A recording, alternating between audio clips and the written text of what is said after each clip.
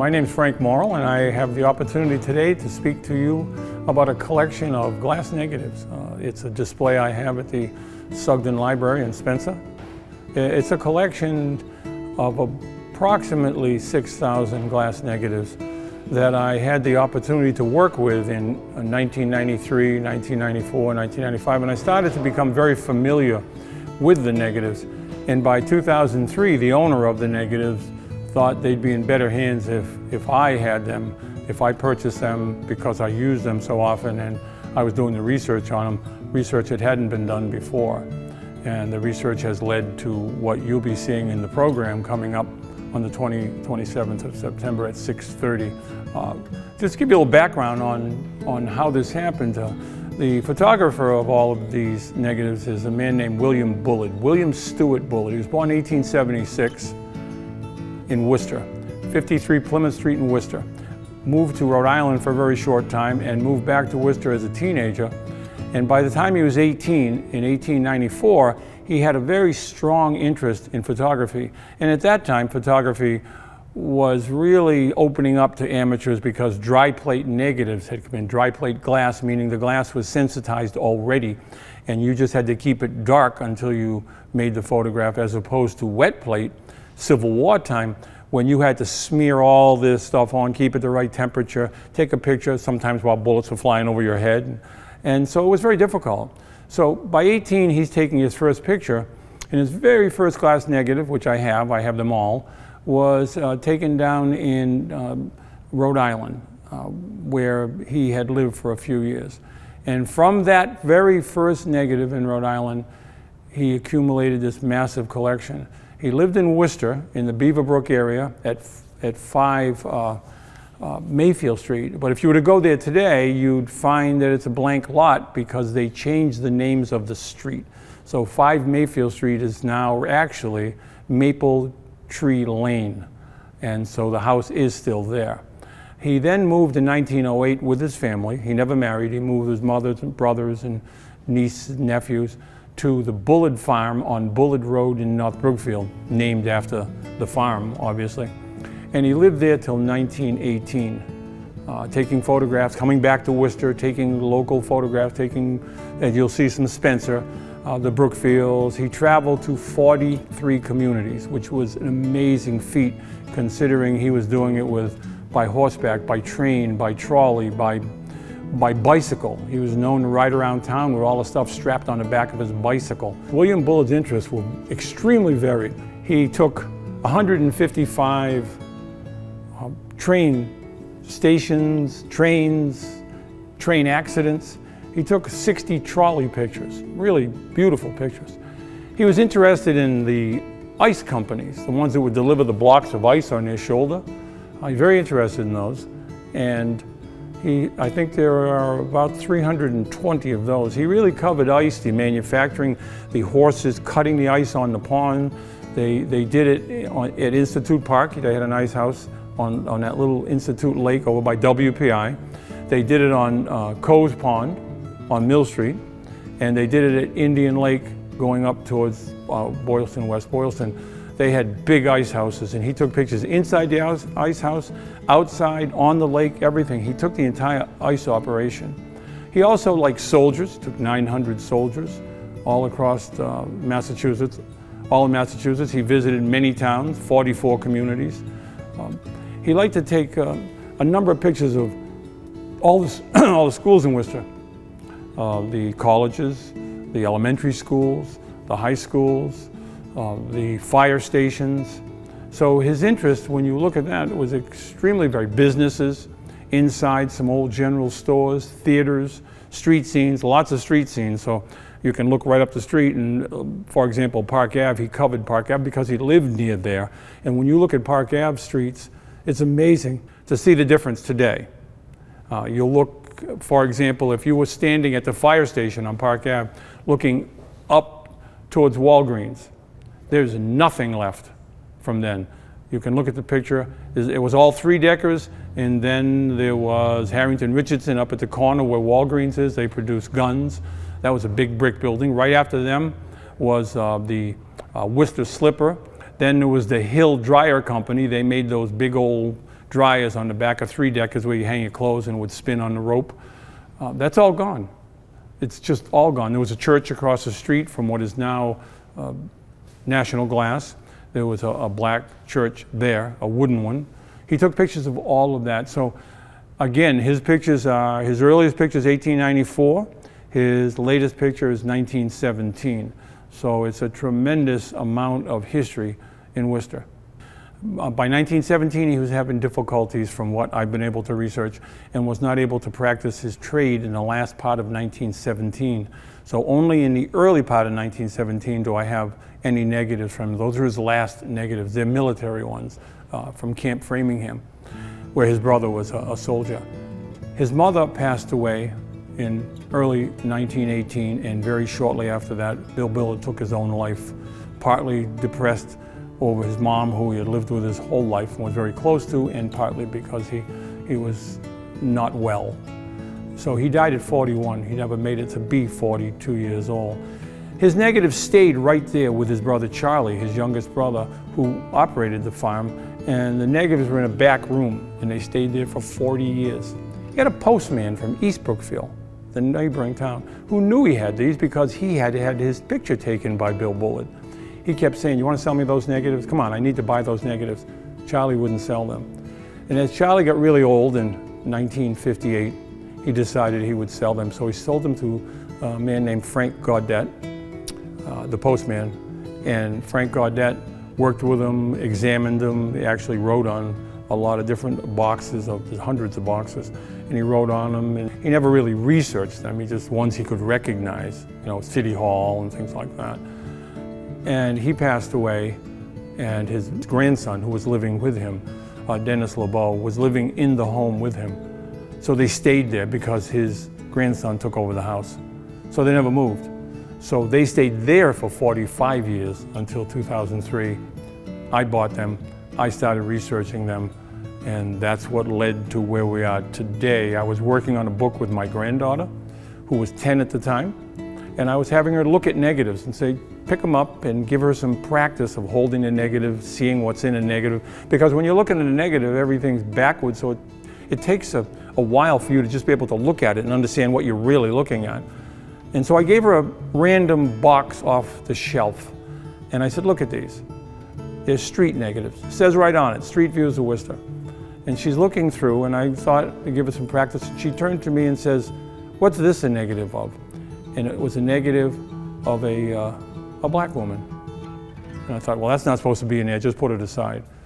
We finished the book on Worcester, and now months later, we're beginning a book on Charlton.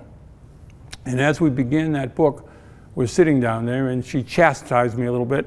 Negative's still sitting here. You didn't put it away. So she's looking at it, luckily. She turned it over, and while I'm doing other things, she looks at the back, and with her eyes, I couldn't see it, still can't see it to this day without a jeweler's loupe. She saw a little 76 scratched into the negative with a pin of some kind. And she asked me, what's this? And of course, I did not know. I put this all together over the next few hours and realized when I bought these negatives, with it came a logbook, an old account book. And in there, he had written a number down. And then next to the number, he would put who it was. I now knew who this woman was. The woman was Celia Perkins, and she was born a slave at the Mulberry Plantation in Camden, South Carolina. That's through research. Knowing who these individuals are in the exhibit that I have at the library as an exhibit on people of color, because there were some Native Americans involved in this Beaver Brook section of Worcester. Knowing who they are allows you to research backwards and forwards. So we were able to find her great-great-granddaughter and speak with her. And the best part, we're able to give her a family history she never knew existed. And we took that family history all the way back to Celia's father-in-law. Celia's father-in-law was King Perkins, and he was listed on the slave manifest. He was a famous black slave in the South because he lived from 1802 to 1912. Yeah, that's correct, 110 years. Had 23 children. So he gave us a plethora of research, obviously, because when he died, there was a newspaper account. And so we were able to reach back, and we have many of his children and many of his relatives, and we were able to go forward with that.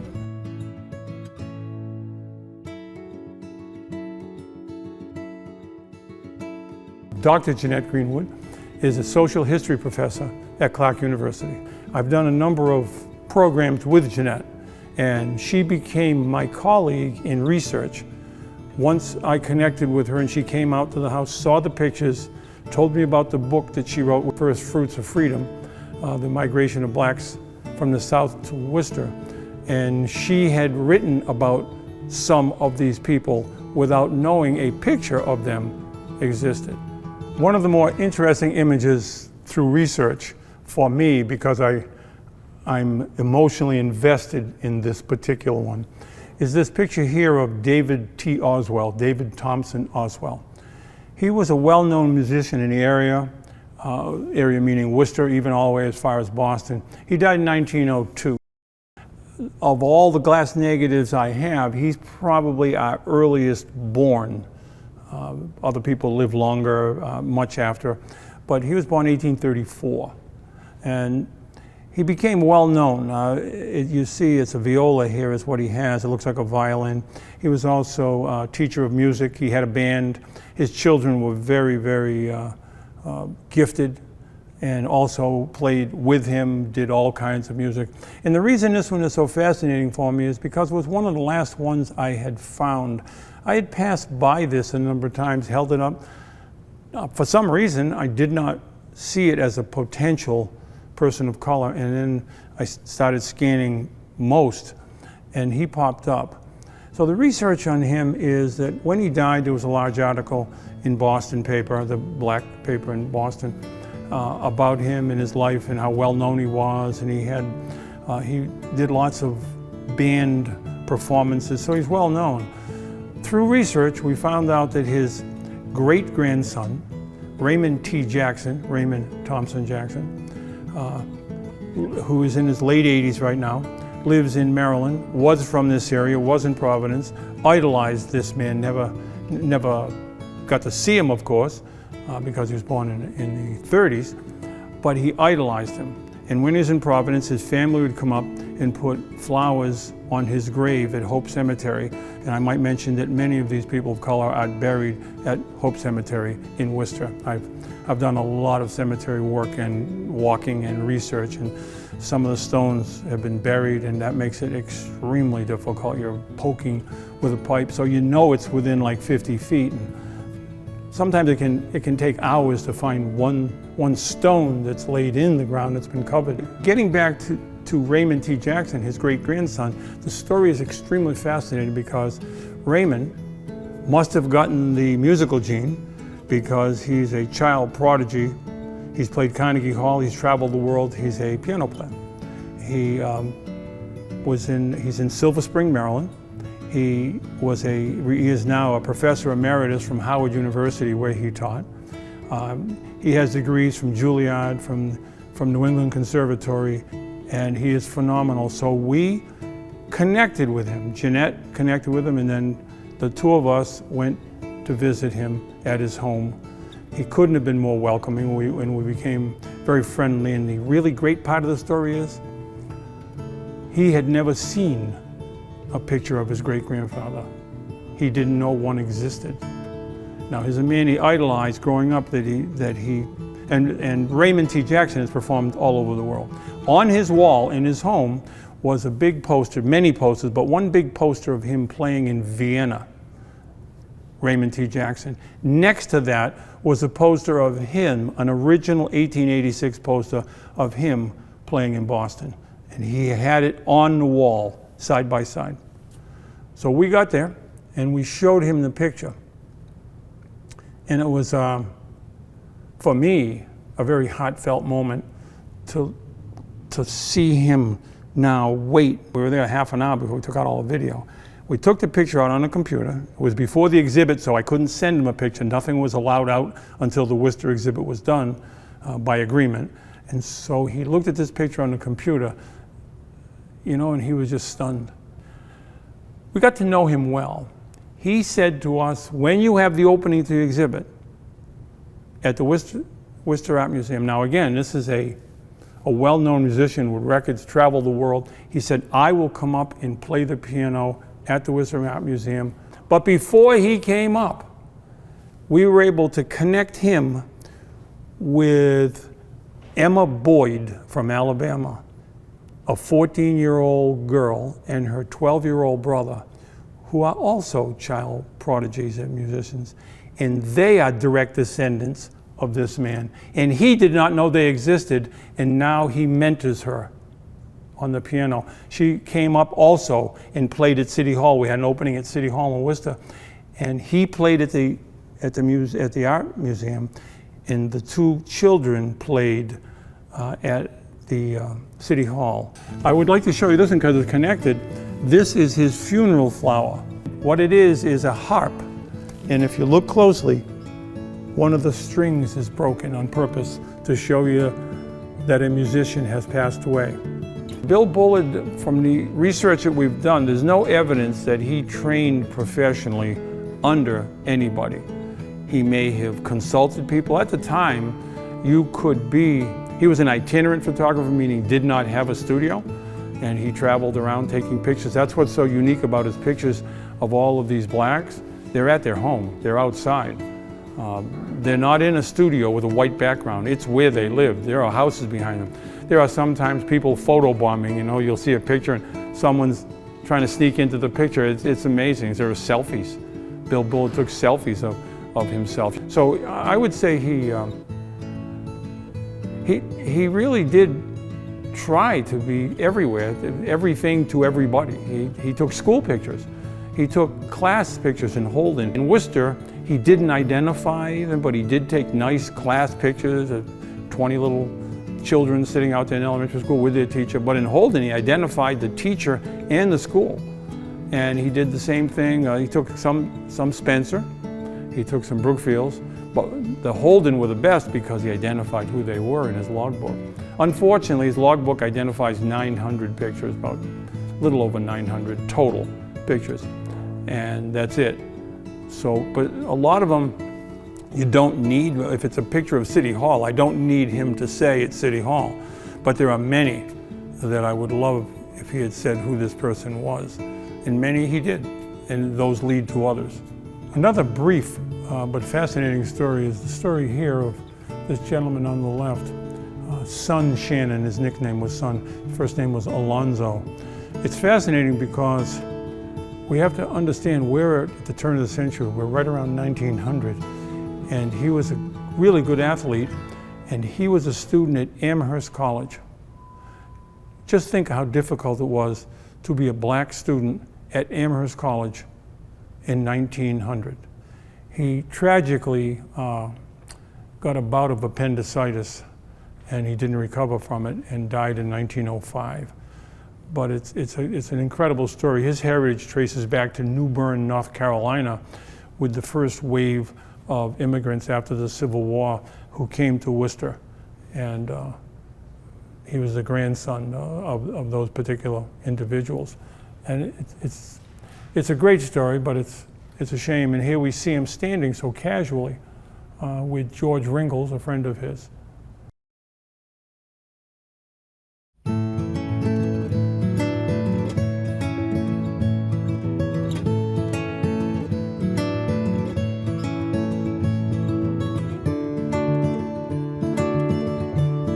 Once I started finding these photographs, these negatives of blacks in Worcester, I knew that they must be unusual because I had not seen these before. And very unusual because the percentage of blacks at that time in the city of Worcester was between 1% and 2%. So here he has a collection of 242 pictures, which was almost as many pictures as he had of the whites, who were 99% of the population. So there's some reason he did this, we still don't know.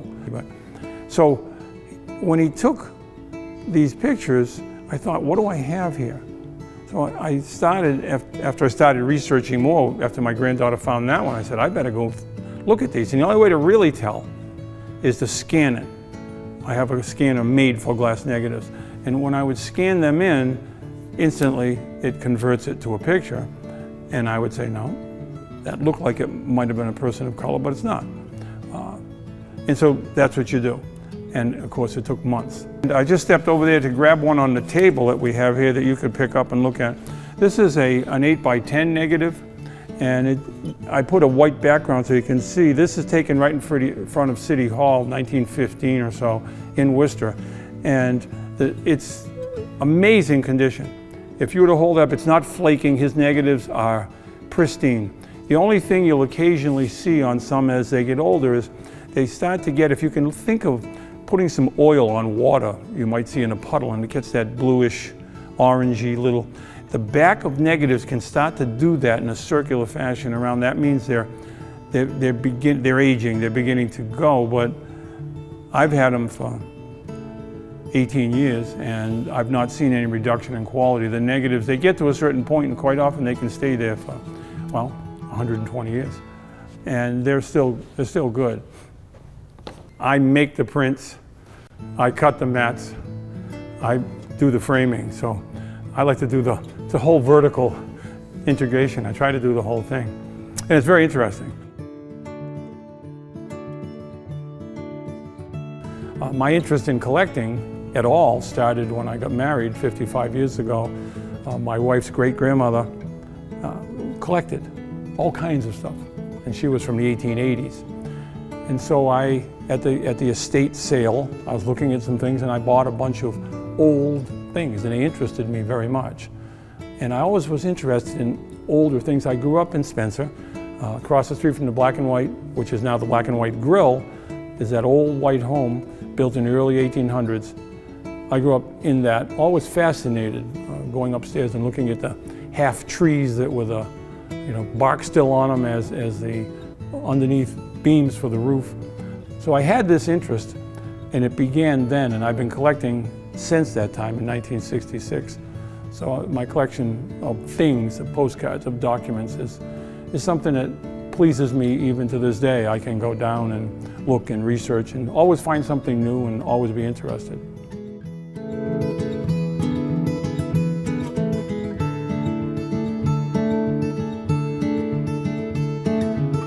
We went to the Antiquarian Society, and they said, not only is this a fine collection you have here, but the quality, which I wouldn't have known. The actual quality, the setup, the way he took the pictures, the quality of the picture, the focal length, all which they had experts on.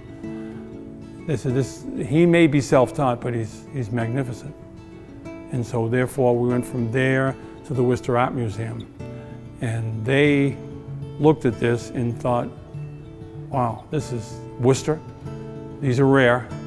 We came to learn that the collection itself of identified blacks is one of the few most significant in the entire United States.